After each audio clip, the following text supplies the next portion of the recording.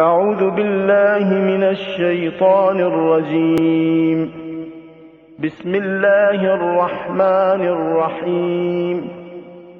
الحمد لله رب العالمين الرحمن الرحيم مالك يوم الدين إياك نعبد وإياك نستعين اهدنا الصراط المستقيم صراط الذين أنعمت عليهم غير المغضوب عليهم ولا الضالين.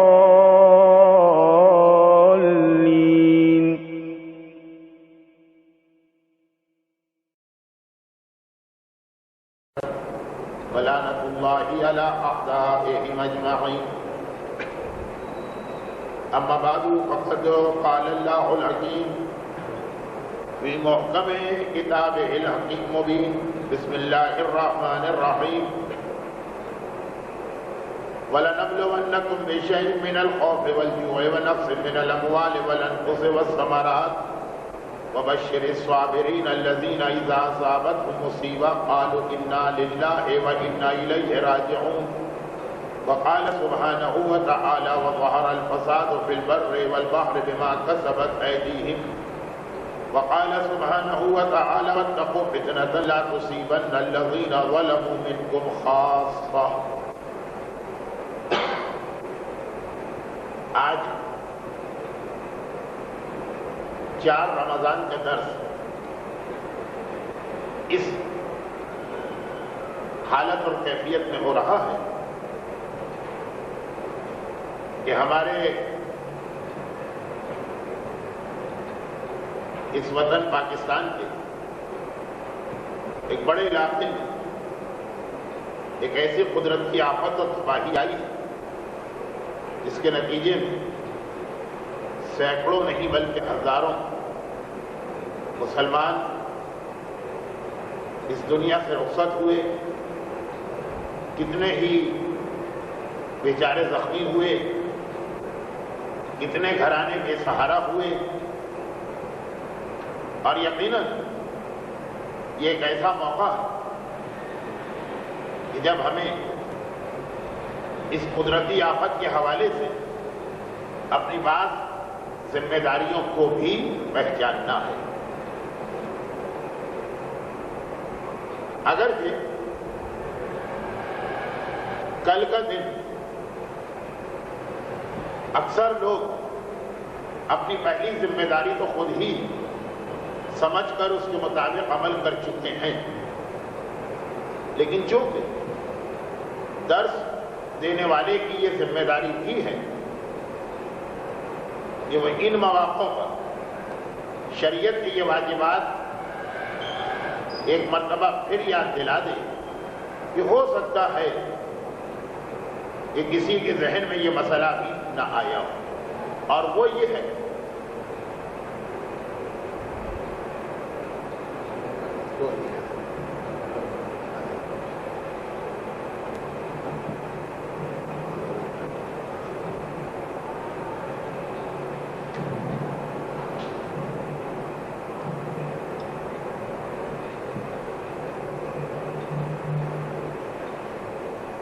اور وہ مسئلہ یہ ہے کہ ہر ایسے موقع پر اسلام نے 2 رکعت کی نماز زیادہ رکھی. یعنی ویسے تو ہمیں روزانہ کی 5 فرض نمازیں پڑھنا ہی پڑھنا ہے، لیکن جب اس قسم کی کوئی قدرتی آفت آتی تو ان 5 نمازوں کے علاوہ ایک 6ٹھی نماز بھی ہم پر واجب ہو جاتی ہے. اور بہت سارے وہ لوگ جنہیں یہ نہیں معلوم کہ ایسے مواقعوں پر الگ سے کوئی نماز واجب ہے، یا بعض مسلمان فرقوں کے یہاں نماز آیات کا تصور نہیں، لیکن اطلاعات کے مطابق جن کو اس نماز کا نہیں پتا یا جن کی فقہ میں یہ نماز نہیں بھی ہے، انہوں نے بھی اس قدرتی آفت کے موقع پر مسجدوں میں اور عبادت خانوں میں جا کے سجدے کیے، توبہ کی، نماز ادا کی، قرآن کی تلاوت کی، اللہ کو یاد کیا، اپنے گناہوں پہ استغفار کیا. تو یعنی اس قسم کے موقعوں پر نماز آیات ایک ایسی عبادت ہے جو ایک طرح سے انسان کی فطرت میں شامل ہے. چنانچہ مسلمان تو مسلمان ایسے موقعوں پر غیر مسلم بھی اپنی عبادت گاہوں میں جا کر اپنے اپنے طریقے سے خدا کو یاد کرتے ہیں. لیکن ہماری فقہ میں، ہمارے مذہب میں آل محمد نے جو ہمیں نظام شریعت عطا کیا ہے، اس میں باقاعدہ طور پر ایسے موقعوں پر ایک بتائے ہوئے طریقے کے مطابق نماز پڑھنا پڑتی ہے. چونکہ پاکستان میں زلزلے کم آتے ہیں، اس لیے یہ والی نماز ہمارے یہاں سورج گہن اور چاند گہن کے نام سے زیادہ مشہور ہے. لیکن اصل مسئلہ یہ ہے کہ جب کبھی کسی علاقے میں چار میں سے ایک چیز بھی پیش آئے تو اسے ایک 2 رکعت الگ سے نماز پڑھنا پڑے گی، جس کا نام ہے نماز آیات. آیات کا مطلب ہے اللہ کی نشانیاں. تو وہ جو 4 چیزیں ہیں، جب یہ نماز پڑھی جاتی ہے، وہ 4 کی 4 چیزیں اللہ کی خاص نشانیاں ہیں. ان میں سے ایک ہے سورج گہن، ایک ہے چاند گہن، تیسرا ہے زلزلہ، اور چوتھی چیز یہ ہے کہ کوئی بھی ایسی قدرتی آفت جو عام انسانوں کو ڈرا دے، چاہے وہ سیلاب ہو، چاہے وہ طوفان ہو، چاہے وہ زمین کا پھٹ جانا ہو، چاہے وہ پہاڑ کا گر جانا ہو، چاہے وہ بہت تیز بارشیں ہوں، چاہے وہ بہت تیز آندھی ہو. تو اب یہ 4 چیزیں ہیں جن کے اپنے علاقے میں ہونے پر ایک 2 رکعت نماز پڑھنا پڑے گی. اگرچہ نماز آیات کی ایک تاریخ بھی ہمارے پاس موجود ہے کہ پہلی مرتبہ نماز آیات اس وقت اسلام میں واجب ہوئی جب پیغمبر اسلام کے سب سے چھوٹے بیٹے حضرت ابراہیم کا انتقال ہوا. رسول اللہ کی بیٹی تو ایک ہی تھی، لیکن اللہ نے بیٹے کئی دیے تھے. سب سے بڑے بیٹے کا نام قاسم ہے، اس کی وجہ سے رسول ابو القاسم بھی کہلاتے ہیں، یعنی قاسم کے باپ. اور سب سے چھوٹے کا نام ابراہیم ہے. جب ابراہیم کا انتقال ہوا اور وہ صرف 11 مہینے کے تھے، تو اتفاق سے جس دن ابراہیم کا انتقال ہوا اسی دن مدینے میں سورج کو گہن لگا. اور اسلام سے پہلے کافروں میں یہ عقیدہ تھا کہ جب کوئی بڑا آدمی مرتا تو سورج اس کے غم اپنے چہرے پہ ایک نقاب اوڑھ لیتا ہے، کالا ہو جاتا. تب پیغمبر نے مدینے کی مسجد میں خطبہ دیا اور کہا کہ یہ غلط خیال ہے. سورج ہو کہ چاند، یہ دونوں اللہ ہی کی مخلوق اور اللہ کی نشانی ہے. جب اللہ چاہتا ہے تو انہیں گہن لگتا ہے. چنانچہ اس موقع پہ پہلی بار اسلام میں نماز آیات آئی. اور اب انشاءاللہ قیامت تک نظام شریعت اسی طرح رہے گا اور یہ نماز آیات رہے گی. لیکن ایک ایسا جملہ کہہ رہا ہوں جس کی تشریح خواتین کے درس میں نہیں ہو سکے گی، اس لیے کہ اس کا موضوع نہیں.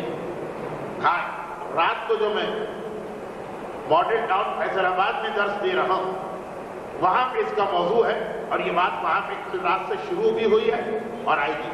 وہ یہ کہ جس دن پیغمبر کے سب سے چھوٹے بیٹے حضرت ابراہیم کا انتقال ہوتا اس دن سے اسلام میں نماز آیات آتی ہے. لیکن آخری زمانے میں نماز آیات بہت زیادہ پڑھنا پڑے گی، اس لیے کہ آخری زمانے میں زلزلے بڑھ جائیں، آخری زمانے میں آندھیاں بڑھ جائیں، آخری زمانے میں سیلاب اور طوفان بڑھ جائیں.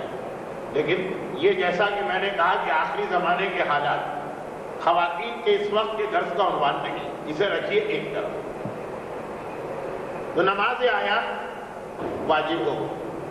البتہ یہ اسی لیے واجب ہو کہ فیصل آباد میں بھی زلزلے کے جھٹکے محسوس کیے گئے، کیونکہ نماز آیات کا یہ مسئلہ نہیں کہ ملک میں کہیں بھی زلزلہ آئے تو سارے ملک والوں پہ نماز واجب ہے۔ یہ نماز اس کا کوئی تعلق نہ ملک سے ہے نہ صوبے سے، اس کا تعلق اپنے شہر سے ہے۔ اسی اتنی بڑی قدرتی آفت کہ سارا پاکستان ہل کے رہ گئے، لیکن کراچی کے لوگوں پہ نماز آیات واجب نہیں، کیونکہ وہاں زلزلے کا ہلکا سا جھٹکا بھی محسوس نہیں ہوا، خاص فیصل آباد کے اپنے زلزلے کی وجہ سے یہ نماز آیات واجب، لیکن اسی پر واجب ہے جس پر یومیہ نماز واجب۔ تو اگر کوئی نابالغ ہے جس پہ روزانہ کی نمازیں واجب نہیں تو نماز آیات بھی واجب نہیں۔ اگر کوئی عورت اس طرح سے اپنے نجاست کے عالم میں ہے کہ روزانہ کی نمازیں اس پہ واجب نہیں تو نماز آیات بھی واجب نہیں۔ نماز آیات کا طریقہ بتانا مقصد نہیں، یہ درس کا عنوان نہیں ہے، کیونکہ تقریباً ہر وہ شخص چاہے مرد ہو کہ عورت جو نماز کا عام طریقہ جانتا ہے وہ اس نماز کا بھی طریقہ جانتا ہے، لیکن نماز آیات کے طریقے کے حوالے سے دو چھوٹی چھوٹی باتیں، ایک اصلی مسئلہ اور پھر آج کا درس۔ چھوٹی چھوٹی باتیں یہ ہیں کہ نماز آیات اگرچہ ایک نماز ہے، لیکن اسلام میں جتنی بھی نمازیں آئیں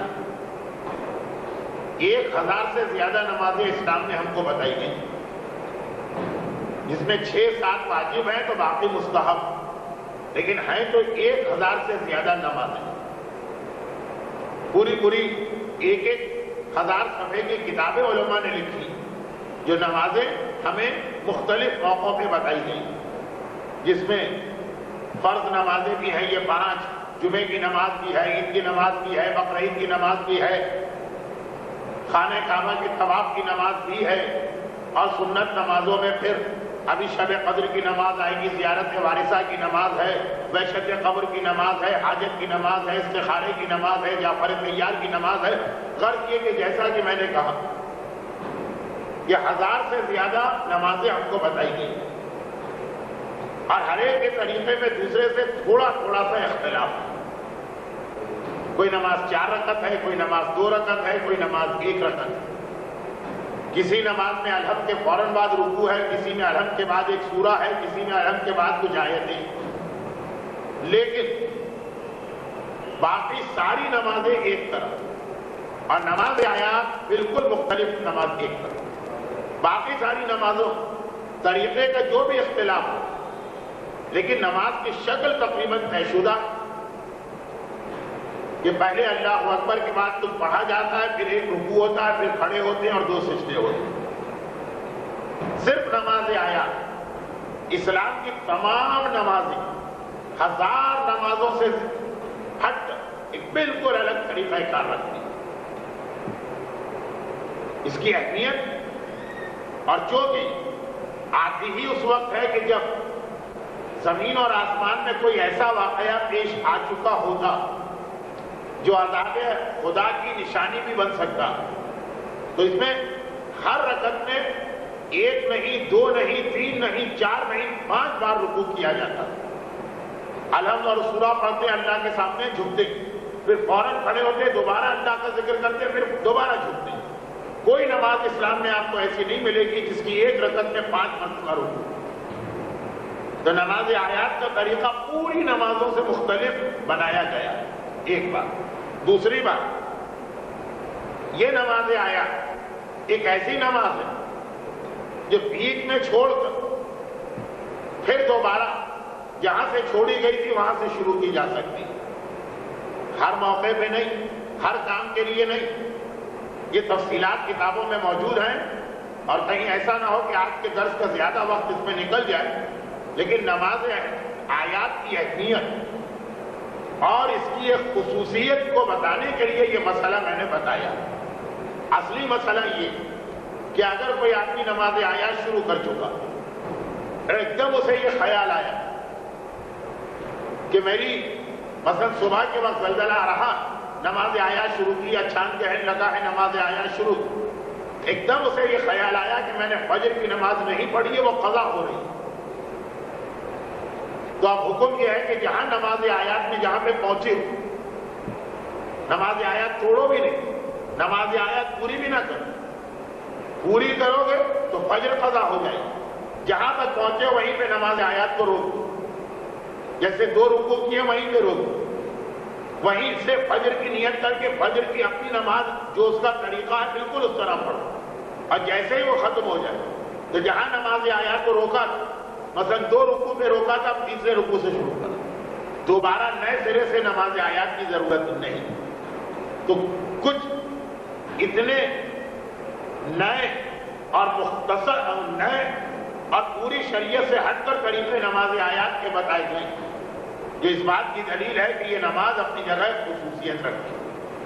بہرحال میں اس سے زیادہ تفصیل میں نہیں جا رہا ہوں، صرف ایک مسئلہ جو کل پیش آیا وہ بتا رہا ہوں اور ایک عام سا مسئلہ بتا رہا ہوں، اور یہ نماز آیات کا فقہی بیان مکمل اب اسی نماز آیات کی مدد سے جو اصل آج کا میرا درس ہے اس پہ بات شروع ہو۔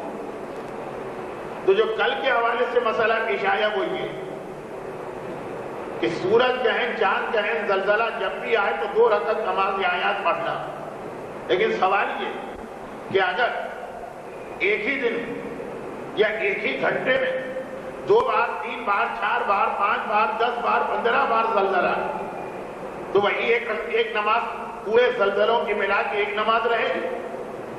جواب ہے کہ جی۔ اگر ایک دن میں 4 بار زلزلہ آیا تو 4 مرتبہ یہ نماز آیات پڑھنا پڑے گی، اور دن تو بہت بڑا، میں نے کہا نا کہ اگر 1 گھنٹے کے اندر اندر 4 مرتبہ زلزلہ آ رہا تو 1 گھنٹے میں 4 مرتبہ یہ نماز آیات واجب ہو۔ لیکن یہ تو ایک ایسا مسئلہ تھا جو کل یہاں پہ پیش آ گیا، لیکن ایک عام مسئلہ اور سنی کہ نماز آیات خصوصاً زلزلے والی نماز آیات یہ وہ ہے کہ اگر نہیں پڑھی گئی تو یہ معاف نہیں ہوتی، ساری زندگی یہ نماز واجب رہتی، اور جب وہ پڑھی جائے گی قضا کی نیت سے نہیں پڑھی جائے گی، آگاہی کی نیت سے پڑھی جائے گی۔ اور پھر اسی میں ایک چھوٹا سا وہ جملہ بتا جو کل رات کو ماڈل ٹاؤن کے درس میں میں نے تفصیل سے بتایا تھا، لیکن امکان یہ ہے کہ کچھ خواتین وہاں بھی جاتی ہوں گی اور یہاں بھی ان کا وقت ضائع نہ ہو، اس لیے اس کو مختصر کر دوں۔ اور وہ یہ کہ جب انسان اپنی زندگی کی قضا نمازیں پڑھتا تو بھئی آج تک جو نمازیں ہم نے چھوڑ دی، قبر میں تو اس کا حساب دینا ہے، قیامت میں تو اس کی سزا ملنا، تو گناہ معاف کرانے کے لیے جب ان کی قضا پڑھتا تو اس میں خالی فجر و ظہر و عصر و مغرب و عشاء کی قضا نہیں، جب سے بالغ ہوئے ہیں آج دن تک جتنی نمازیں آیات ہم نے قضا کی ہیں ان کو بھی پڑھنا ہو۔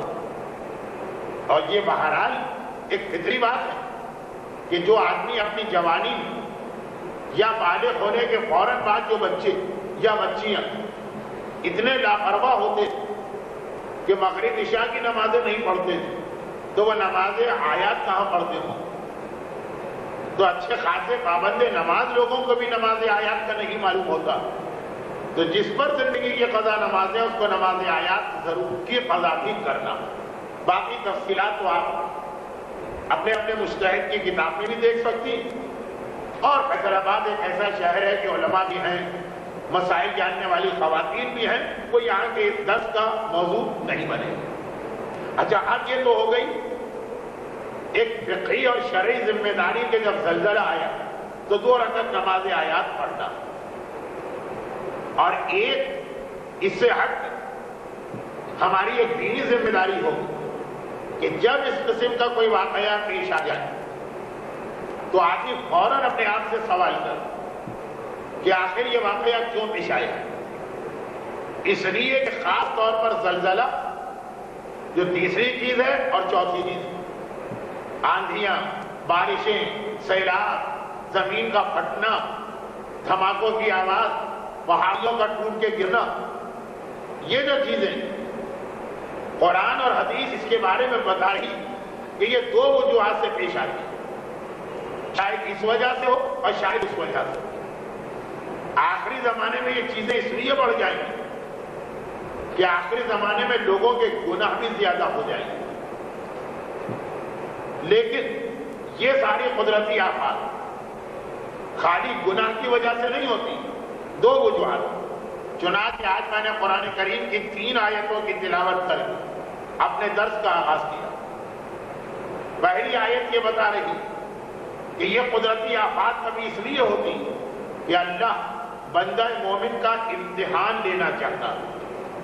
وَلَنَبْلُوَنَّكُمْ بِشَيْءٍ مِّنَ الْخَوْفِ وَالْجُوعِ وَنَقْصٍ مِّنَ الْأَمْوَالِ وَالْأَنفُسِ وَالثَّمَرَاتِ۔ اے رسول، ان تمام مومنین کو یہ بتا دو کہ جب انہوں نے ایمان قبول کر لیا تو اللہ ان کا امتحان ضرور لے گا۔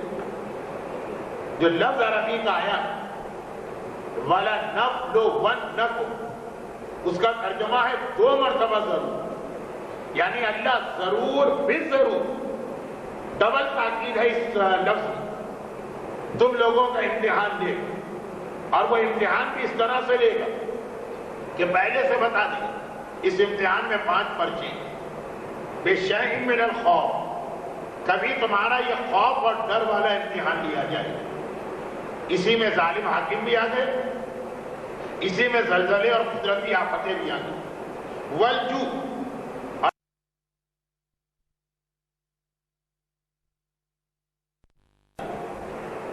اب قرآن نے کہا کہ یہ 5 مصیبتیں کبھی اس لیے آتی ہیں کہ اللہ کو ہمارا امتحان لینا، ہماری کوئی غلطی نہیں، بلکہ ہم نے جو ایک اچھا کام کیا، ایمان قبول کیا، اچھا کام کرنے کی وجہ سے اب اللہ ہمارا امتحان لے رہا، جو کہ یہ آیت اور اس کے بعد کی ایک آیت میں 2 دن پہلے کے درس میں بتا چکا ہوں، تو آپ کا وقت ضائع نہیں کرنا چاہتا ہوں۔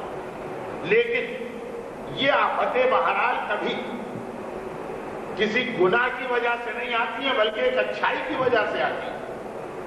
میں اپنے جملے کو اور زیادہ واضح کروں، نہ ہم ایمان قبول کرتے نہ ہم پر یہ آفت آتی، تو یہ آفت آئی اسی لیے، آفت تو نہیں امتحان، یہ تو آیا اس لیے کہ ہم نے کائنات کا سب سے بڑا نیک کام کیا۔ ایمان قبول کرنے سے زیادہ تو کوئی نیک کام ہے ہی نہیں، یہ نماز، یہ روزہ، یہ ذکر خدا، یہ ذکر اہل بیت، یہ سب ایمان کے بعد آتا، تو کبھی اس لیے بھی امتحان ہوتا، اور پھر قرآن نے اس کا فیصلہ بھی کر دیا کہ جب ہم اس تکلیف میں اپنے مومن بندوں کو ڈالتے ہیں، کافروں کو نہیں، وہ آرام سے چین سے ٹھاٹ سے سو رہے ہیں، لیکن جب ہم مومنوں کو اس تکلیف میں ڈالتے ہیں تو اس کا اجر بھی دیتے، جزا بھی دیتے، ریوارڈ اور انعام بھی دیتے۔ وَبَشِّرِ الصَّابِرِينَ الَّذِينَ إِذَا أَصَابَتْهُمْ مُصِیبَۃٌ قَالُوا، اور اے رسول خوشخبری سنا، خوشخبری ان لوگوں کو کہ جب ان پر یہ مصیبت آئی تو وہ نہ گھبرائے، نہ پریشان ہوئے، نہ اللہ کے خلاف ہوئے، نہ شریعت کے خلاف ہوئے، نہ دین کے خلاف ہوئے، بلکہ انہوں نے کہا اِنَّا لِلَّهِ وَإِنَّا إِلَيْهِ راجعون۔ اچھا، ہمارے یہاں اِنَّا لِلَّهِ وَإِنَّا إِلَيْهِ راجعون خالی کسی کی موت کے وقت پڑھا جاتا، قرآن کہہ رہا ہے وَبَشِّرِ الصَّابِرِينَ الَّذِينَ إِذَا أَصَابَتْهُمْ مُصِیبَۃٌ، جب ان پر کوئی بھی مصیبت آتی قالوا، وہ یہ کہتے ہیں، بیمار ہو گئے تو یہ کہتے ہیں، جاب چھوٹ گیا تو یہ کہتے ہیں، دشمنوں کا غلبہ ہو گیا تو یہ کہتے ہیں، گھر میں فاقے ہو گئے تو یہ کہا، تو اِنَّا لِلَّهِ وَإِنَّا إِلَيْهِ راجعون، اس کا خالی موت سے تعلق نہیں، ہر مصیبت۔ لیکن یہ تو ہے زلزلے، قدرتی آفت، بھوک اور پیاس کا امتحان، اولاد کے لاشیں، جب اللہ امتحان لینا چاہتا ہے تو یہ ساری چیزیں ہوتی ہیں۔ مگر اب اسی قرآن آگے چل کر سورہ شورى میں ایک اور آیت آئی، یہ سورہ بقرہ کی آیت ہے، وہ سورہ شورى کی، ظہر الفساد فی البر والبحر بما کسبت ایدیہم، زمین و آسمان میں فساد اور خرابیاں پیدا ہوگی ان کے اپنے کرتوتوں کی وجہ سے۔ اللہ نے کوئی امتحان نہیں لیا اس وقت جو زمین اور آسمان میں خرابی آئے وہ ان کے کرتوتوں کی بنا پر چنا، پھر قرآن نے فیصلہ کیا وما اصابکم من مصیبت الا بما کسبت ایدیکم، تم پر جو مصیبتیں اور پریشانیاں آتی وہ تمہارے اعمال کا نتیجہ۔ تو ایک زلزلہ اس لیے آیا کہ اللہ کو خوف اور ڈر کے ذریعے ہمارا امتحان لینا، اور ایک زلزلہ اس لیے آیا کہ ہم نے اتنے گناہ کیے اتنے گناہ کیے اتنے گناہ کیے کہ سال کے باقی دنوں کو چھوڑیے رمضان میں بھی انسان نے گناہ کو ترک نہیں کیا۔ پہلے کم از کم رمضان کی حد تک انسان اپنے آپ کو گناہوں سے بچا لیتا، اب شاید 100 میں ایک گھر ایسا ہو کہ ماہ مبارک رمضان میں وہاں ڈش نہ چلتا ہو اور کیبل نہ چلتی۔ رمضان میں بھی آدمی کو چین نہیں آ رہا، چنانچہ خدا نے کہا کبھی زلزلہ اس لیے بھی آتا، کبھی اس لیے آتا ہے کہ اللہ کو امتحان لینا، اور جیسا کہ میں نے جملہ 2 بار کہا تیسری بار بھی کہا، کبھی زلزلہ اس لیے آتا کہ ہم نے دنیا کی سب سے بڑی نیکی کی ہے، ایمان قبول کیا تو اللہ نے زلزلہ بھیجا، اور کبھی زلزلہ اس لیے آتا ہے کہ ہم نے مسلسل خدا کی نافرمانی کی اور گناہ کی۔ اور اسی جب یہ جو دوسری قسم کا زلزلہ یا دوسرے قسم کی آفتیں جو گناہ کی وجہ سے آتی ہے، جس کے لیے قرآن نے کہہ دیا بما کسبت ایدیکم، یہ تم نے اپنے ہاتھوں سے کمایا، یہ زلزلہ اللہ نے نہیں بھیجا، تم نے اپنے ہاتھوں سے کمایا، یہ سیلاب یا طوفان یا سونامی اللہ نے نہیں بھیجا، تم نے اپنے ہاتھوں سے کمایا۔ کسبت ایدیکم، یہ تم نے کسب کیا ہے اپنے ہاتھوں سے۔ اس میں ایک سوال اور آ سکتا، ایک سوال اس میں آ سکتا، لیکن اس سے پہلے کہ وہ سوال ہم کر قرآن کریم نے سورہ انفال میں پہلے سے ہی اس کا جواب دے دیا، اور وہ یہ کہ اگر یہ والا عذاب، یہ والی زلزلہ عذاب بن کے آ رہا، ہمارے کرتوتوں کی وجہ سے آ رہا، دوسری قسم والا زلزلہ آندھی سیلاب، تو بہرحال اس علاقے میں جہاں یہ گناہ ہو رہے ہیں کچھ نیک لوگ بھی تو ہوں گے نا، کچھ اپنے آپ کو گناہوں سے بچانے والے بھی تو ہوں گے نا، ان بیچاروں کا کیا قصور؟ سیلاب آتا ہے تو سبھی اس میں بہ جاتے ہیں، پہاڑ ٹوٹ کے گرتا ہے تو سبھی اس کے نیچے دب کے ہلاک ہو جاتے ہیں، زلزلہ آتا ہے تو سبھی اس کے اندر موت کا شکار ہو جاتے ہیں۔ اس کا جواب سورہ انفال میں خدا نے پہلے سے دے دیا، اور اسی جواب کی تشریح میں امام کی ایک حدیث بیان کروں گا تو آج کا درس شروع ہو جائے، جو رمضان کے روزوں کا ایک بڑا مقصد، وہ جو آج کا ٹاپک شروع ہو رہا، لیکن پہلے وہ ایک آیت کا ترجمہ، سورہ انفال قرآن کریم کا 8واں سورہ، اور اس لیے میں یہ سورہ اکثر لوگوں کو یاد دلاتا ہوں کہ اس سورے کی ایک آیت جو خمس کے واجب ہونے کا بیان کرتی ہے، کیونکہ سوال اکثر ہوتا ہے کہ خمس اسلام میں کہاں سے آ گیا، ایسا لگ رہا ہے کہ مولویوں کا بنایا ہوا مسئلہ ہے، تو اس کی آیت سورہ انفال میں آئی، 10ویں پارے کی پہلی آیت، وَعْلَمُوا، 10ویں پارے کا نام ہی وَعْلَمُوا، کیونکہ ہر پارے کا نام اس کے پہلے لفظ میں رکھا گیا، یہ پہلی آیت وَعْلَمُوا جو ہے یہ خمس کی آیت ہے اور یہ سورہ انفال میں آئی، لیکن اس سورے اس کے علاوہ بہت سارے اہم پیغام، کیوں؟ یہ سورہ اس وقت نازل ہوا تھا جب پیغمبر نے اعلان رسالت کیا تھا، اس کے بعد سے مسلمانوں پر مصیبتیں ہی مصیبتیں آئی تھیں۔ 3 بار جو جملہ میں نے کہا کہ ہم مومن ہوئے تو فوراً اللہ نے ہم پر زلزلہ بھیجا، تو اس میں ایک ذرا سا بدتمیزی کا پہلو آ رہا تھا، تو میں اس کو دوسرے انداز سے بتاؤں، جیسے ہی پیغمبر نے اعلان رسالت کیا اور پہلے مسلمان نے اپنے اسلام کا اعلان کیا، بس جب تک یہ شراب پیتے تھے، جب تک یہ سور کھاتے تھے، جب تک یہ زنا کرتے تھے، جب تک یہ جوا کھیلتے تھے، کوئی پریشانی نہیں، اور جہاں انہوں نے پیغام حق کو قبول کر کے ایک خدا کا اعلان کیا، وہ بیٹھے بٹھائے پہ مصیبتیں آنے لگی، کسی کو کوڑے مارے جا رہے، کسی کو آگ میں جلایا جا رہا، کسی کو پانی میں ڈبویا جا رہا، کسی کے سینے پہ پتھر رکھ کے توڑا جا رہا، کسی کے گلے میں رسی باندھ کے اس کو گلیوں میں گھسیٹا جا رہا، اور کس لیے؟ اسلام قبول کر لی، ایمان قبول کر لی، لا الہ الا اللہ کہہ دی، تو جو جملہ میں نے ذرا بدتمیزی سے کہا وہ تاریخ اسلام. تو اب جس دن سے پیغمبر نے اعلان رسالت کیا 15 سال تک، 15 سال، یا تو 6 مہینے کی بیماری ہو تو ہم تھک جاتے ہیں. 15 سال تک مسلمانوں کو ظاہری اعتبار سے خوشی کا کوئی دن دیکھنا ہی نہ ملا. مصیبتیں، آفتیں، پریشانیاں، عذاب. 15 سال کے بعد پہلی مرتبہ مسلمانوں کے لیے ایک بہت بڑی خوشی بنی، عید سے پہلے کی عید. اور یہ اسی سال کی بات ہے جس سال پہلے روزے واجب ہوئے. رمضان 17 تاریخ کو، 17 رمضان کو مسلمانوں 15 سال کے بعد پہلی مرتبہ کوئی خوشی کا دن دیکھنا ملا. حتیٰ عید بھی 13 دن بعد آئی.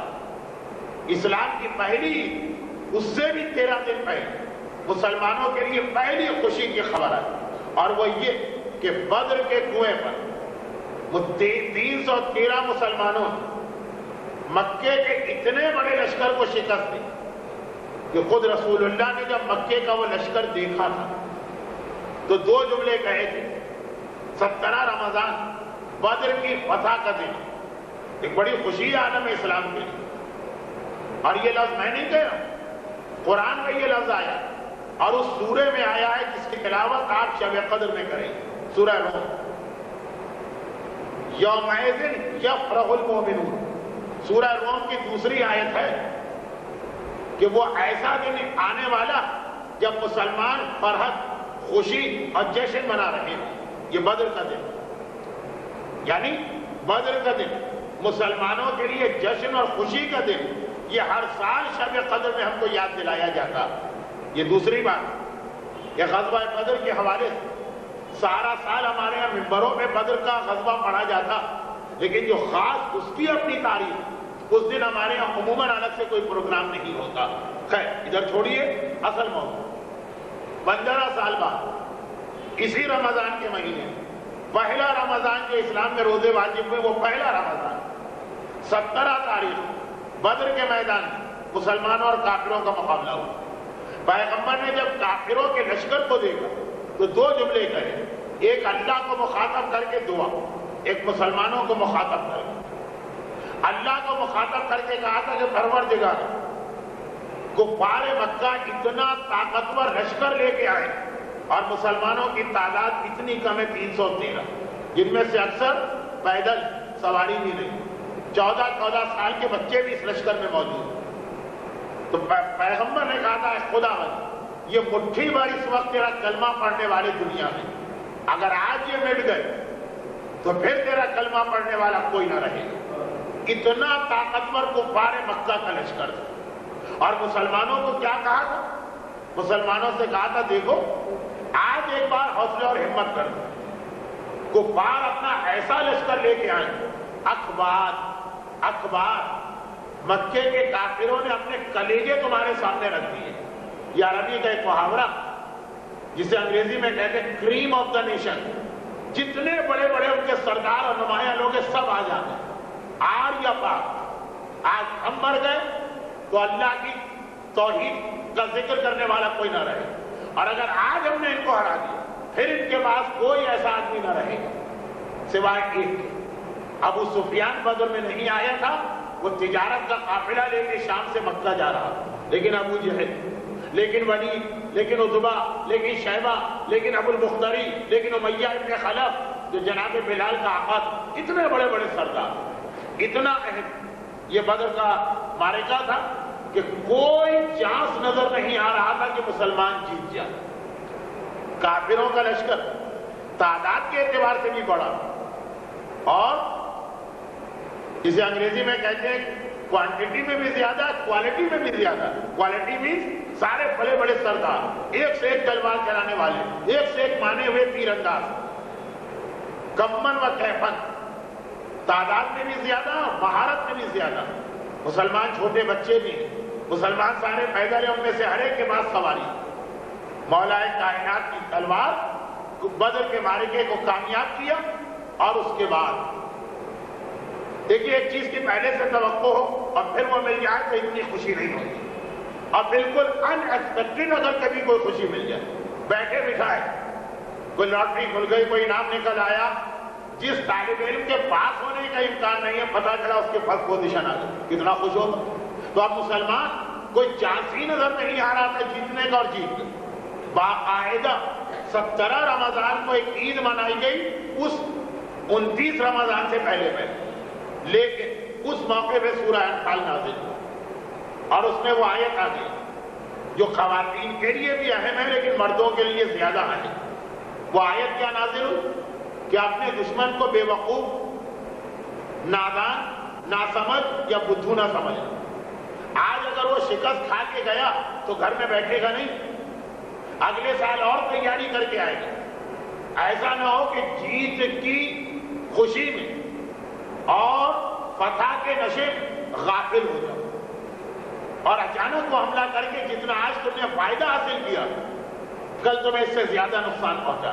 وہ آیت آئی وَأَعِدُّوا لَهُم مَّا اسْتَطَعْتُم مِّن قُوَّةٍ وَرِبَاطِ الْخَيْلِ۔ ہر وقت اپنے دشمن سے، چاہے اسے ابھی ہرا کر بھی آئے، ہر وقت اپنے دشمن سے آگاہ اور خبردار رہنا، اور ہر وقت اس کے خلاف تیاری کرتے رہنا۔ جب پاکستان پہلا ایٹمی دھماکہ ہوا، یہی آیت اس وقت تلاوت کی گئی تھی اور یہی آیت اس وقت سے تلاوت کی جا رہی ہے، لیکن یہ 1400 سال سے پیغام چلا رہا کہ واجب ہے ہر مرد اور ہر عورت پر کہ دشمنان اسلام کے مقابلے کے برابر سے تیاری کر کے رکھے۔ چنانچہ ہماری کتابوں میں، شرعی کتابوں میں، فقہی کتابوں میں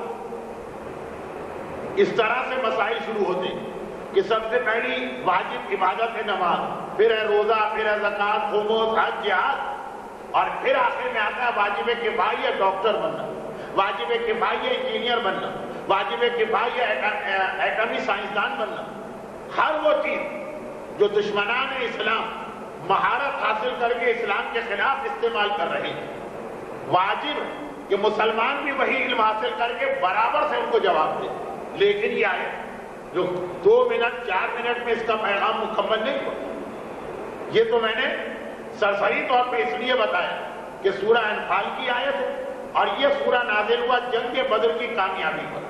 مسلمانوں نے اس پیغام پہ توجہ نہ دی، قرآن کہتا رہا، لیکن جیسے قرآن کی اور بہت ساری باتوں کو ہم ایک کان سے سنتے ہیں دوسرے کان سے اڑا دیتے ہیں، اس پیغام پر بھی توجہ نہ دی۔ چنانچہ ہوا اگلے سال یہ رمضان کے مہینے میں بدر ہوئی، اگلے سال احد کی لڑائی عید کے مہینے میں، بالکل وہ تیاری کر کے آئے، اور جب مسلمان عید کی خوشیاں منا رہے اس وقت اچانک حملہ کر دیا، جس کا نتیجہ یہ نہیں، رسول اللہ کے زمانے میں جتنی جنگیں ہوئی ان سب میں ملا کے جتنے مسلمان مارے گئے، ساری جنگوں میں ملا کے اس سے زیادہ مسلمان خالی ایک لڑائی احد میں مارے گئے۔ پیغمبر کے زمانے میں تقریباً 80 لڑائیاں ہوئی، 80، اس میں سے 79 میں سارے 79 لڑائیوں کے شہید کو جمع کریں، بدر میں 14، خندق میں 2، خیبر میں اتنے، اس میں اتنے، وہ کم ہوں گے، اور ایک احد کی لڑائی 70 سے زیادہ مسلمان مرے گے، زیادہ ایک لڑائی کے شہید باقی تمام لڑائیوں سے زیادہ۔ کیوں؟ اس لیے کہ اللہ جنگ بدر کے موقع پر جب مسلمان خوشی اور جیت کے نشے میں تھے، جو پیغام دیا تھا اسے بھلا دیا۔ کافروں نے اگلے سال بھرپور تیاری کی اور ایسا حملہ کیا جو بالکل ان ایکسپیکٹڈ یا غیر متوقع تھا۔ اب میں خواتین کے درس میں کیا بتاؤں، بات ذرا خشک ہو رہی۔ غیر متوقع حملہ کب ہوتا؟ جب لوگ اپنے تہوار منانے میں لگے، مسلمان عید کے جشن منا رہے اور مکہ ادھر، تو اگر کوئی لشکر آئے گا تو ادھر سے آئے گا نہیں، مکے والے گھوم کے ادھر سے آئے، جہاں سے جو راستہ ہی نہیں پڑتا مکے۔ لیکن یہ کوئی نئی بات تو نہیں تھی نا، قرآن نے پہلے جنگ بدر میں کہہ دیا۔ اچھا ایک سوال یہ پیدا ہوتا ہے، جنگ بدر کا یہ پیغام، یہ پیغام، یہ پیغام، یہ پیغام، میں اسے بار بار کیوں دوہرا رہا ہوں؟ اس لیے بھی دوہرا رہا ہوں کہ آج یہ آیت بہت اہم بن گئی۔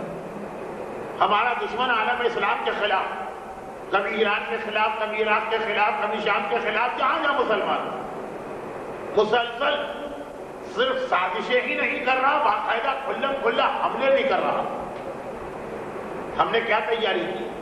یہ آیت خالی مردوں کے لیے نہیں ہے، عورتوں کے لیے بھی، لیکن یہ بات میں بعد کے درس میں کہوں گا۔ ہو سکتا ہے خواتین میں اب یہ موضوع آئے ہی نہیں، جتنا آج آ گیا اتنا ہی، لیکن مردوں کے رات کے درس میں تو ضرور آئے گا۔ مگر ایک اور وجہ سے میں بات کہہ رہا ہوں، ماہ رمضان میں بدر کی لڑائی ہوئی، صبح لڑائی ہوئی، شام تک ختم ہو گئی۔ یہ کوئی 2 مہینے 3 مہینے ہفتہ 2 ہفتہ تو جنگ نہیں چلی، ایک دن کی جنگ تھی۔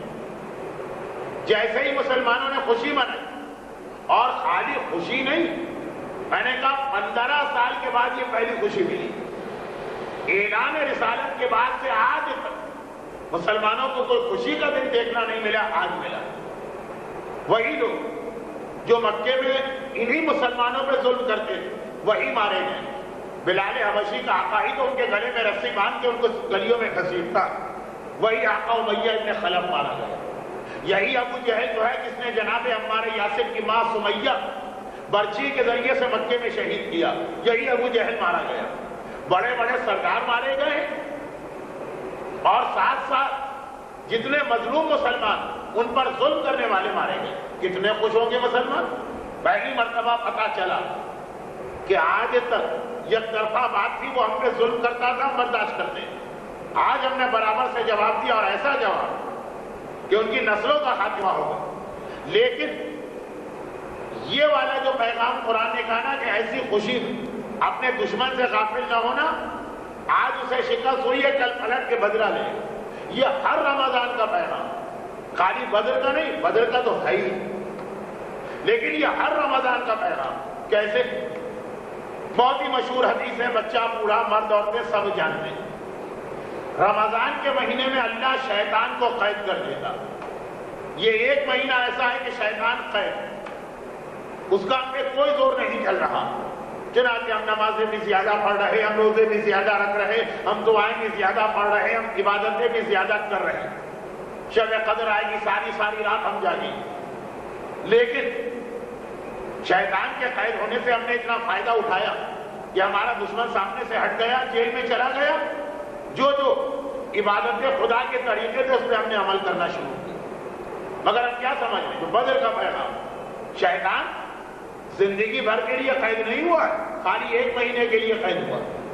اب آج 1 مہینے کے قید کے بعد جب چاند رات کو اسے چھوڑا جائے گا، کیونکہ حدیث میں تو یہ ہے کہ رمضان کے مہینے میں شیطان قید ہوتا، تو جیسے ہی رمضان ختم ہوا، جو چاند رات کہلاتی، جس رات کو ہم نے فطرہ واجب ہوتا، جیسے ہی رمضان ختم، ایک بار فرشتوں نے جا کے جیل کا دروازہ کھولا، جاؤ بھائی شیطان آج تمہاری رہائی ہو، 11 مہینے کے لیے پھر آزاد ہو، اگلے سال رمضان میں پکڑے جاؤ۔ اب وہ جو 1 مہینے تک جیل میں رہ کے آیا، اور کیا کیا اس کے سینے پہ سانپ لوٹے ہوں گے جب اس نے دیکھا ہو کہ میرے جیل میں جانے کی وجہ سے نمازیں بھی بڑھ گئی ہیں، قرآن بھی بڑھ گیا ہے، دعائیں بھی بڑھ گئی ہیں، روزے بھی بڑھ گئے ہیں، ذکر خدا بھی بڑھ گیا ہے۔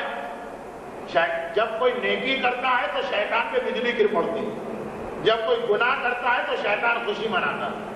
تو 1 مہینہ پورا شیطان خالی جیل ہی میں نہیں ہے، وہ یہ بھی دیکھ رہا ہے کہ صبح و شام کس طرح سے لوگ میرے مقصد کو ختم کر رہے ہیں اور گناہ کم ہو رہے ہیں۔ تو وہ وہی جملہ کہے گا جو قرآن کریم نے اپنے انداز میں کہا، وہ یہی کہے گا کہ گھبراؤ نہیں۔ بہت ہی زیادہ بےہودہ انداز میں جو ممبر کے تو خلاف ہے، لیکن چونکہ مجلس نہیں ہے گھر، کہ بچو بچ کے کہاں جاؤ گے، 1 مہینے کے بعد تو پھر میرے ہاتھ میں آنا ہے نا۔ اور وہ جو 1 مہینے وہ جیل میں رہا اور تڑپتا رہا ہماری نیکیاں دیکھ کر، اب جب آئے گا تو بھرپور انتقام لے گا۔ 11 مہینے تو ہمیں گمراہ کرے گا ہی، لیکن سب سے زیادہ وہ جوش انتقام میں عید کی رات اور عید کے دن بڑھا ہو۔ چنانچہ آپ دیکھیں پورے رمضان حد سے زیادہ عبادت کرنے والے چاند رات کو اور عید کے دن حد سے زیادہ گناہ بھی کر دے، اس لیے کہ وہ جیل سے چھوٹ کے آیا، اور 1 مہینے وہ جیل کے اندر رہ کر غصے اور انتقام کی آگ میں تڑپتا رہا۔ اسے 11 مہینے تو بدلہ لینا ہے، لیکن پہلا دن سب سے زیادہ وہ بھرا ہوا ہے انتقام سے۔ تو اب سن 2 ہجری جنگ بدر سورہ انفال میں جو آیت نازل ہوئی کہ دیکھو اگر آج تم کامیاب ہو گئے ہو تو اپنے دشمن کو بے وقوف نہ سمجھنا، کمزور نہ سمجھنا، نادان نہ سمجھنا، بدھو نہ سمجھنا. وہ اس کا انتقام لے گا اور بڑے بھرپور طریقے سے انتقام لے گا. اور اگر مسلمان غافل ہوا تو نتیجہ یہ نکلا. اور یہ بھی آپ یہاں پر ایک جملہ اور بہت اہم کہہ رہا ہوں. کچھ مجھے ایسا لگا جیسے آج کا درس شاید خواتین کے لیے نہ رہا، لیکن اب ہماری خواتین پرانے زمانے کی وہ دیہات میں بیٹھنے والی بہت ہی زیادہ نادان اور ناسمجھ تو نہیں، نہ ہونا چاہیے. اصل تو انہی کو شیطان کا مقابلہ کرنا، اس لیے ذرا اس انداز کا درس ہو گیا جو مردوں میں زیادہ مناسب لگتا ہے، لیکن آپ کی بھی یہ ذمہ داری ہے. تو وہ جو جملہ میں کہہ رہا تھا کہ ذرا غافل ہوئے تو پیغمبر کی 63 سالہ زندگی، میں جملے کو اور بڑا کروں، پیغمبر کی 63 سالہ زندگی مسلمانوں کو اتنا بڑا نقصان کبھی برداشت نہیں کرنا پڑا جتنا بدر کی لڑائی. یہی وجہ کہ احد کی لڑائی، یہی وجہ کہ احد سے واپس آ گئے. نہ صرف یہ کہ پیغمبر نے صفحہ اعظم بچھوائی، بلکہ اپنے چچا کو یاد کر کے کہا کہ کوئی میرے چچا کا ماتم کرنے والا بھی نہیں. اب لیکن جو اہم ترین بات یہاں مجھے کہنا، یہ بہت اہم بات، اگر میں اپنی بات کو صحیح طریقے سے آپ تک نہ پہنچا پایا تو غلط فہمیاں بھی پیدا ہو سکتی ہیں. وہ اہم ترین بات یہ کہ جب مسلمان غافل ہو گئے تو جیتنے کے بعد ہار گئے، فتح حاصل کرنے کے بعد شکست کھا جاتا. بدر میں بہرحال شکست تو نہیں، کیسے ہو سکتی؟ کیا لا فتح الا علی لا سیف الا ذوالفقار ہو؟ میرے مولا نے ہارتی ہوئی جنگ کو بچا لیا، لیکن کتنا نقصان مسلمانوں کو اٹھانا پڑا. اور اب وہ جملہ سن، اور یہ نقصان مسلمانوں کو اس وقت بھی اٹھانا پڑا جب کائنات کا سب سے عظیم انسان ان کے درمیان تھا. احد کے میدان میں رسول اللہ خود تھے، لیکن رسول اللہ کا خود ہونا بھی مسلمانوں کو اس نقصان سے نہ بچا سکا جو ان کے کرتوتوں کی وجہ سے آیا. وہ جو نقصان احد کا تھا وہ اپنی غلطیوں کی وجہ سے آیا، وہ جو نقصان تھا وہ اپنی غفلت کی وجہ سے آیا. ماہ مبارک رمضان کا اختتام جب ہوگا تو ہم تو احد کے مسلمانوں سے بھی زیادہ بدقسمت ہیں. وہ مسلمان خوش قسمت تھے کہ ان کی قیادت کرنے والا اللہ کا رسول خود موجود ہے، پھر بھی ان کو نقصان ہوا. ہمارا تو امام فرد غیبت نہیں. اگر اس مہینے کے اندر شیطان کے جیل میں جانے کے بعد جو عبادتیں ہم نے کی ان پر ہم اتنا زیادہ خوش ہو گئے کہ ذرا سا غافل ہو گئے اور یہ سوچنے لگے کہ یہ سب تو رمضان میں ہوتا، باقی مہینوں میں کوئی تھوڑی ہوتا، تو مجھے جیل سے نکلے گا انتقام انتقام انتقام کی آواز بلند کرتا ہوں. آپ میں سے تو ہر ایک پنجاب کا ہے نا، یہاں تو یہ کام سی بات ہے کہ اگر ایک فریق نے دوسرے فریق کا کوئی آدمی مار دیا، وہ جیل میں چلا گیا، اس کے بعد جب اس کو پتا چلا کہ میرے جیل میں رہنے کے درمیان ہمارے دشمنوں نے فلاں نقصان پہنچایا، وہ جیل سے سنبھل کے نہیں نکلتا، توبہ کر کے نہیں نکلتا، وہ انتقام کی آگ کے اندر جلتا ہوا نکلتا ہے، دوبارہ اس سے بڑا جرم کرتا. تو یہ تو کچھ بھی نہیں ہے، وہ تو شیطان ہے. ہمارے آپ کے معاشرے میں جو لوگ جیل سے آ کر بھی قتل کرتے ہیں یہ تو وہ لوگ کچھ بھی نہیں ہے، نہ ان کی طاقت ہے، نہ ان کو یہ پتا کہ ہم پکڑے جائیں گے کہ نہیں پکڑے جائیں گے. شیطان کو تو یہ معلوم ہے کہ امام زمانہ کے ظہور تک تو اس کو مار نہیں سکتا. کوئی تلوار اس وقت دنیا میں ایسی نہیں ہے جو شیطان کی گردن کاٹے. بھئی اگر کسی کو پہلے سے پتا چل جائے کہ کوئی بھی جرم کر لو تمہیں کوئی مار ہی نہیں سکتا تو کس طرح سے کیا کیا ظلم نہیں کرے گا شیطان اس میں. اسے معلوم کہ جیل بھی مجھے صرف 1 مہینے میں اللہ دیتا ہے، 11 مہینے میں کچھ کر لوں مجھے کھلا چھوڑ دیا اور مجھے نقصان تو کوئی پہنچا ہی نہیں سکتا. اب اگر ذرا بھی آپ غافل ہوئے تو ماہ رمضان کا سارا ثواب ہاتھ سے چلا گیا، ماہ رمضان کا سارا مزہ کرکرا ہو کے رہ گیا. بدر کی لڑائی کی خوشی غزہ میں بدل گئی. کہاں بدر میں مسلمان عید مناتے ہوئے آئے، کہاں بہت سے ہر مسلمان روتا ہوا اور اپنے شہیدوں کو یاد کرتا ہوا آیا. اور فرق صرف اس لیے ہوا کہ سورہ انفال کی آیت کو بھول گئے کہ اپنے دشمن کو نادان اور ناسمجھ نہ سمجھنا. اگر وہ آج ہار کے گیا ہے تو کل اور زیادہ تیاری کر کے آئے گا. چنانچہ بدر کا پیغام تھا جیتنے کے بعد تو اور زیادہ احتیاط کرو دشمن کے مقابلے. رمضان کا پیغام ہے کہ جب شیطان جیل میں بند ہے تو جتنی عبادتیں اس مہینے میں کر رہے ہو، شیطان کے جیل سے نکلنے کے بعد باقی 11 مہینوں میں تو اور زیادہ عبادتیں کرو اور زیادہ متقی بنو.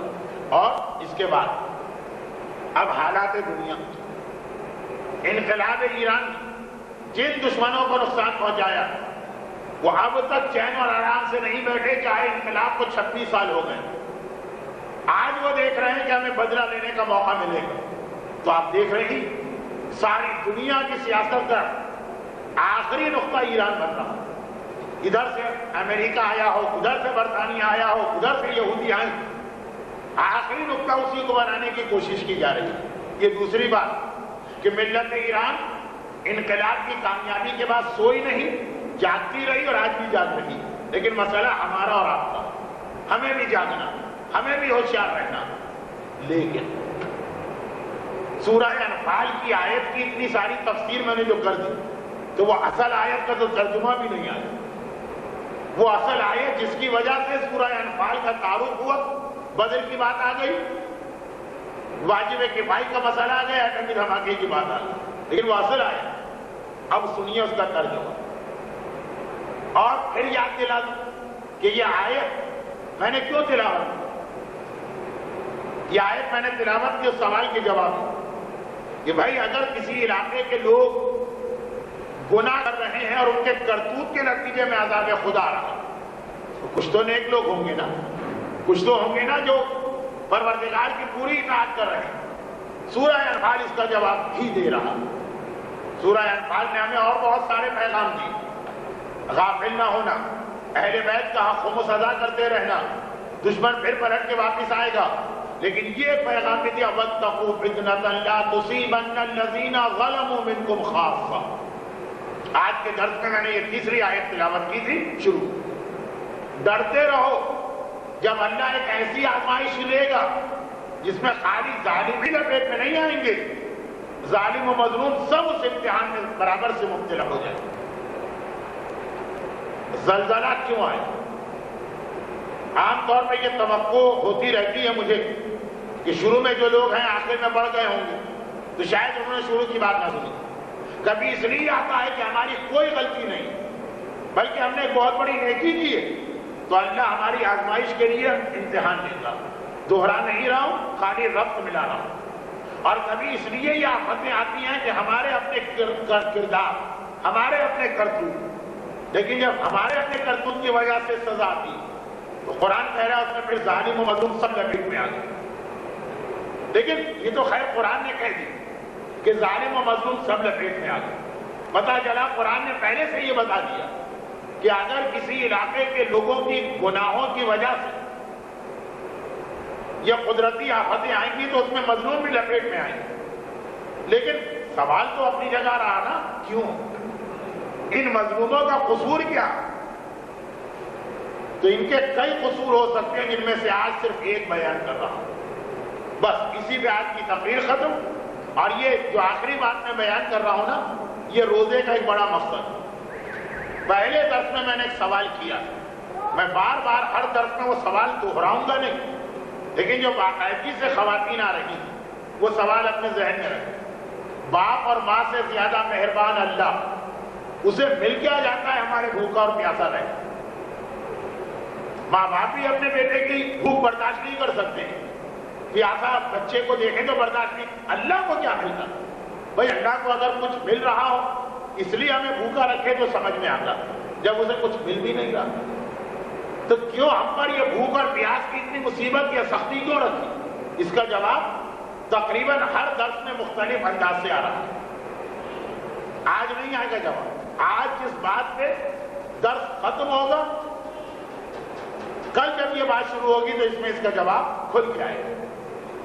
اصول کافی ہماری حدیث کی سب سے مشہور اور سب سے معتبر کتاب ہے، لیکن اس کا نام اصول کافی ہے، صحیح کافی نہیں. یعنی ہمارا یہ عقیدہ نہیں کہ کوئی کتاب بھی ہمارے پاس ایسی ہو جس میں ساری حدیثیں صحیح. ہر کتاب میں کچھ صحیح ہے کچھ غلط ہے، اور یہی ایک مجتہد کا کام ہوتا کیونکہ اگلا سوال اس سے پہلے کہ آپ کریں میں نے جواب دے دیا کہ جب ہر کتاب میں کچھ صحیح کچھ غلط تو ہمیں کیا پتا چلے کون سی صحیح کون سی غلط؟ اسی کا نام ہے اجتہاد، یہیں پہ مجتہد کی ذمہ داری شروع ہوتی، اسی لیے اسلام نے تقلید کو رکھا۔ تو اب یہ اصول کافی دوسری جلد ہے 2 جلدوں میں، اس کی ایک حدیث، اور حدیث اس امام کے نام سے ہے جس کا لقب بھی صادق ہے۔ سوال کا جواب کہ جب کسی جگہ پر گناہوں کی وجہ سے اللہ عذاب لاتا تو جن بیچاروں نے گناہ نہیں کیا وہ اس کی لپیٹ میں کیوں آتے؟ قرآن نے تو کہہ دیا آئیں گے ضرور، لیکن کیوں؟ اس کے 3-4 جواب ہیں، جن میں سے ایک آج آپ سن رہی ہیں، اور اسی میں آج کا درس اختتام کو پہنچ رہا۔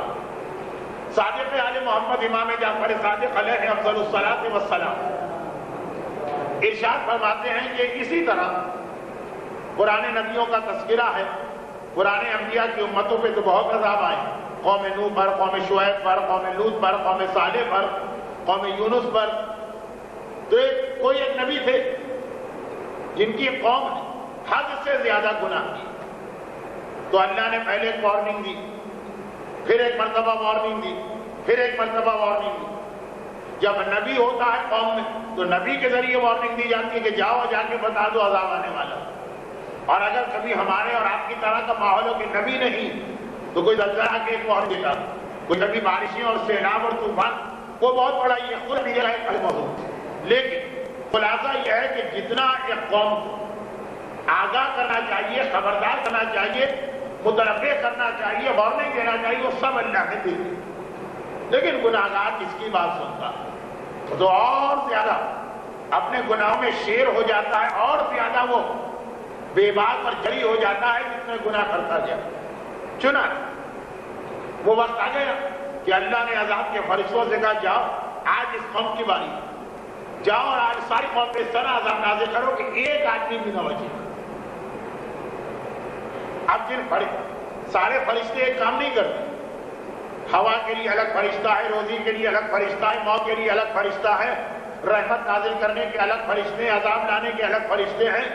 تو جو عذاب والے فرشتے تو آ گئے اس قوم، عذاب کا وقت آنے میں کچھ دیر تھی پہلے، اور ابھی بھی کبھی کبھار پروردگار فجر کے قریب قوم پہ عذاب بھیجتا ہے، کیونکہ فجر سے کچھ پہلے کا جو وقت ہے نا، جو نماز تہجد اور نماز شب کا وقت ہے، یہ قبولیت دعا کا بہترین وقت۔ شاید ابھی بھی سمجھ جائیں، شاید ابھی بھی یہ توبہ کریں۔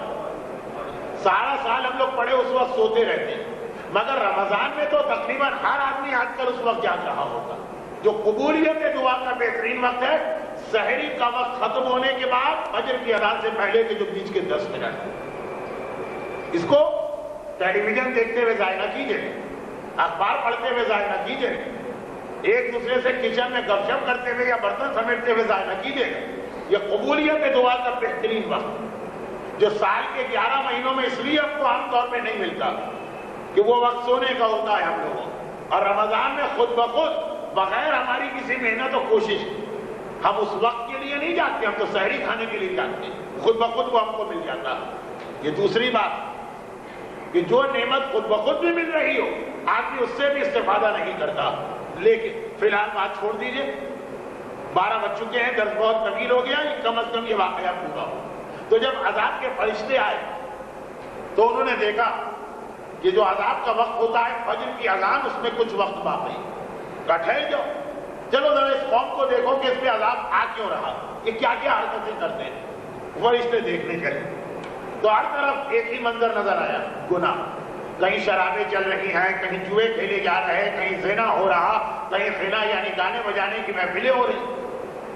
واقعاً وہ کرتوت تھے جس کی وجہ سے عذاب آتا۔ لیکن ایک گھر میں بڑا عجیب منظر نظر آیا کہ فجر سے پہلے کا وقت ہے، ہر طرف اندھیرا ہے، لوگ اندھیرے میں گناہ کر رہے ہیں، ایک آدمی بھی اللہ کو یاد نہیں کر رہا، مگر یہ ایک نوجوان مصلی بچھائے روتے روتے نمازیں بھی پڑھ رہا ہے، توبہ بھی کر رہا ہے، دعائیں بھی کر رہا ہے۔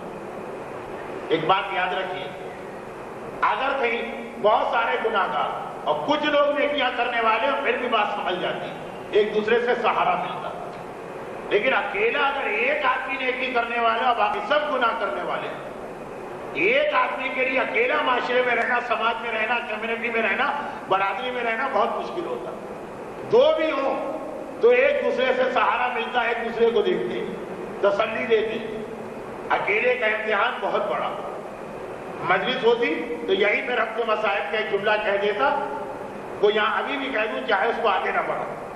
شہدائے کربلا کے جہاد کے مقابلے میں جناب مسلم ابن عقیل کے جہاد کی خصوصیت یہ بھی ایک بتائی جاتی ہے کہ بعد جتنا بھی لشکر یزید کا دباؤ اور ظلم تھا، ایک دوسرے کو دیکھ رہے تھے، حوصلہ بڑھا رہے تھے، اور مسلم جو 9 ذی الحجہ کو کوفے میں طوحا کے گھر سے نکل کے جہاد کر رہے ہیں بالکل اکیلے اور تنہا۔ یہ بہت بڑا امتحان ہوتا ہے، اکیلا اور تنہا ہونا۔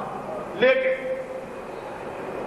اتنا بڑا متقی اور پرہیزگار کہ ساری قوم گناہ کرتی، وہ اکیلا اس قوم میں رہ کے نیکی کر رہا، اور پھر بھی اللہ نے کہا کہ اس طرح عذاب لاؤ کہ ایک آدمی بھی نہ بچے۔ ایک آدمی بھی نہ بچے کا مطلب یہ کہ اس کو بھی عذاب میں لانا۔ فرشتے اعتراض نہیں کرتے، سوال ضرور کرتے۔ جس دن آدم کو اللہ نے خلیفہ بنایا اس دن بھی انہوں نے سوال کیا، اور آج بھی انہوں نے سوال کیا، پروردگارا جب یہ ساری قوم ایک اتنا نیک اور متقی اور پرہیزگار ہے تو اس کو عذاب سے کیوں نہیں بچایا جا رہا؟ کہا اس لیے کہ اتنا سارا اس کا تقوی اور پرہیزگاری اپنی جگہ، ایک غلطی ایسی کر رہا جس کی وجہ سے دنیا میں اس پر بھی وہی عذاب آئے گا جو دوسرے گناہگاروں پہ آ رہا۔ ہاں آخرت میں اس کو اجر و ثواب ملے گا، لیکن جو شرابی کا عذاب ہے وہ شراب نہ پینے والے پر بھی آ رہا۔ فرشتے اور حیران ہوئے، خدا بندہ وہ کیا غلطی کرتا؟ کہا وہ یہ کرتا ہے کہ خود سارے دین پہ عمل کر رہا، امر بالمعروف اور نہی عن المنکر نہیں کر رہا، اس کے چاروں طرف یہ خود واجبات پہ عمل کر رہا، اس کے چاروں طرف لوگ واجبات چھوڑ رہے، کسی سے مدد کے لیے کہتا ہے کہ واجبات پہ عمل کرو، یہ خود اپنے آپ کو حرام سے بچا رہا، لیکن کسی اور سے نہیں کہتا ہے کہ یہ حرام ہے، اس سے اپنے آپ کو بچاؤ۔ ہمارے یہاں پورے دین میں نماز ہے، روزہ ہے، حج ہے، زکات ہے، جہاد ہے، خمس ہے، امر بالمعروف بھی ہے، نہی عن المنکر بھی۔ خالی خود دین پہ عمل کیا اور دوسروں کا دین کا پیغام نہ پہنچایا تو قیامت کا اجر چاہے ملے، اس دنیا میں جو گناہگاروں کا عذاب وہی عذاب اس نیکوکار پر بھی آئے گا۔ اور یہ تو ایک آدمی کی بات تھی۔ ایک دوسری حدیث بخاری ایک جملے کی حدیث ہے، یہ تو پورا واقعہ حضرت شعیب نبی پر، بہت بڑے نبی، حضرت موسیٰ کے خضر بھی ہیں، انہی کی بیٹی سے تو حضرت موسیٰ نے شادی کی تھی، لیکن انتہائی بدتمیز اور شریر قوم تھی ان کی۔ تو آخر وہ وقت آیا، یہ جو ابھی آپ نے سنا کہ لمٹ ختم ہو گئی، اللہ نے کہا عذاب آ رہا، اے شعیب خود اور اپنے گھر والوں کو لے کے نکل جاؤ، اس لیے کہ میں تمہاری قوم کو ان قریب عذاب بھیج رہا ہوں جس میں 1,20,000 گناہگاروں پر عذاب آئے گا، 60,000 نیکوکاروں پہ عذاب آئے گا۔ 60,000 ایک اور دو نہیں ہے، 2/3 تعداد وہ ہے اور 1/3 یہ ہے، 1,20,000 گناہ۔ جناب شعیب ہے نا کہا خدا بندہ تو ایک ہی وحی میں کہہ رہا وہ نیک لوگ بھی ہیں اور یہ بھی کہہ رہا ان پر عذاب بھی آئے گا، نیک ہے تو عذاب کیوں آئے؟ کہا اس لیے کہ ایسے نیک ہیں کہ خالی خود عبادت کرتے ہیں، دوسرے کو پیغام نہیں دیتے۔ یہ اسلام کے خلاف ہے، یہ آل محمد کے طریقے کے خلاف ہے، یہ سیرت رسول کے خلاف ہے، یہ کربلا کے خلاف۔ کربلا کا پیغام یہ تھا کہ جس دین پہ خود عمل کر رہے ہیں وہ دوسروں کو بھی سکھانا۔ بڑی بات ہے کہ ایک آدمی نماز پڑھ رہا، لیکن یہ بھی اس کی ذمہ داری ہے کہ دوسرے بے نمازیوں کو نماز کا پیغام دے۔ بڑی بات ہے کہ ایک عورت آج کے دور میں حجاب کر رہی ہے، لیکن یہ اس کی ذمہ داری ہے کہ دوسری خواتین کو بھی حجاب کا پیغام دے۔ البتہ اس کا ایک طریقہ بھی ہے، جسے نماز پڑھ رہے ہو تو نماز کا ایک طریقہ اللہ نے بتایا، اس کا بھی ایک طریقہ ہے جو اللہ ہی نے بتایا، پہلے وہ سیکھنا، لیکن بہرحال سیکھنا ہے اور کرنا۔ چنانچہ میرا درس زیارت وارثہ کے ایک جملے میں ختم ہو رہا۔ چنانچہ ہر شب جمعہ جب ہم اپنے آقا حسین سلام کرتے ہیں زیارت وارثہ کی شکل، جو ہر مسجد ہر امام باڑے میں زیارت آپ کو دیوار پہ بھی لگی نظر آئے گی، یہاں بھی مجھے نظر آ رہی ہے۔ اشہد انک قد اقمت الصلاۃ وآتیت الزکاۃ وامرت بالمعروف ونہیت عن المنکر۔ اے مولا میں گواہی دیتا ہوں کہ آپ نے نمازیں بچائی ہیں، آپ نے زکاتیں دی، یہ وہ عبادتیں جو آپ نے خود کرتا، وہ امرت بالمعروف و نہیت عن المنکر، اور دوسروں کو نیکی کا پیغام بھی دیا اور دوسروں کو گناہوں سے روکا بھی۔ یہ وہ ذمہ داری ہے جو انسان کو دنیاوی عذاب سے بچاتی ہے۔ چنانچہ زلزلہ، آندھیاں، طوفان، سیلاب، سونامی، اس قسم کے آفات ارضی اور سماوی جب آتے ہیں، اگر گناہگاروں کے کرتوت کی وجہ سے آئیں تو وہ نیکوکار بھی اس کی لپیٹ میں آ جاتے ہیں، جو خود پورے دین پہ عمل کرتے ہیں لیکن اتنی ہمت اور طاقت ان میں نہیں کہ اپنے بھائی کو اس کی غلطی پہ ٹوکی دیں، اپنی بہن کو اس کی خطا پہ متنبہ کریں، اپنے رشتہ داروں یا برادری والوں کو بتا دیں کہ یہ غلط ہو رہا۔ جو اتنے کمزور ہیں یہ سزا ان کو ملتی ہے، اور یہ بھی روزے کا ایک مقصد ہے۔ ہمارے بھوکا اور پیاسا رکھنے سے اللہ کو کوئی فائدہ نہیں ملتا، اس عبادت میں ہم کو طاقت ملتی ہے۔ یہ کل کا بیان ہے۔ پروردگارا، مجھے ماہ مبارک رمضان کی ساعتوں کا واسطہ، تمام صاحبان ایمان لیکن جو مومنات آج کے درس میں آئیں انہیں ہر آفت و پریشانی سے محفوظ فرما۔ خدا بندہ اگر گنہگاروں کی وجہ سے کہیں تیرا عذاب آ رہا تو ہم سب تمام شیعان حجر کرار کو اپنے ہر قسم کے عذاب سے محفوظ فرما۔